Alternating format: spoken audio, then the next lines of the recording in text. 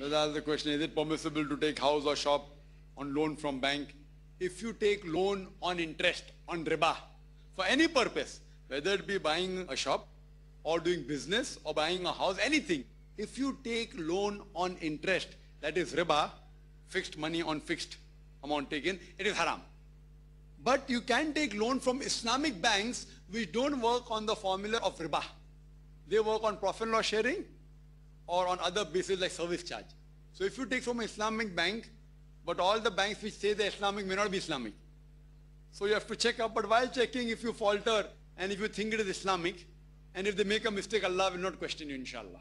So then the onus goes on the people running the bank. That if they're saying they're Islamic and they aren't running according to the Sharia of the Islamic rules and regulations, then they're responsible. So if you want to take a loan from Islamic bank. I don't know of any Islamic bank in India. Islamic investments are there, but Islamic bank, the RBI hasn't given permission, but there are people trying for it.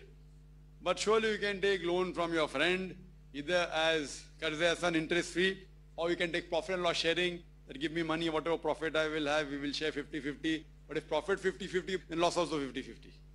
Or whatever it is, that I'm the working partner, so if profit I will take more, you take less, all that you can discuss. But on a percentage of profit and loss, you can take, but not on interest, that's haram. Hope that answers the question.